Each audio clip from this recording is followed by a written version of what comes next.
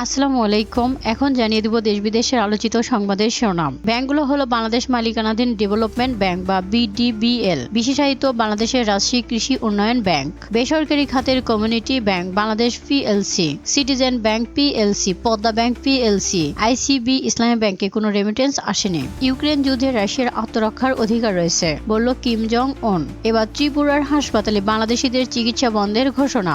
বাংলাদেশে এক হিন্দু ধর্মীয় নেতাকে গ্রেফতার ও চট্টগ্রাম আদালতে আইনজীবী হত্যার ঘটনাকে কেন্দ্র করে সৃষ্ট বিতর্ক এখন প্রতিবেশী দেশ ভারতে ছড়িয়েছে। আর তার পরিপ্রেক্ষিতে দেশটির পশ্চিমবঙ্গের রাজধানী কলকাতার এক হাসপাতাল বাংলাদেশি রোগীদের চিকিৎসা না দেওয়ার ঘোষণা দেয়। এবার সেই তালিকায় নাম লিখেছে ভারতের উত্তর পশ্চিমাঞ্চলীয় রাজ্য ত্রিপুরার আইএলএস হাসপাতাল। যুদ্ধবিরতি মানছে না ইসরায়েল, লেবাননে বোমা হামলা অব্যাহত।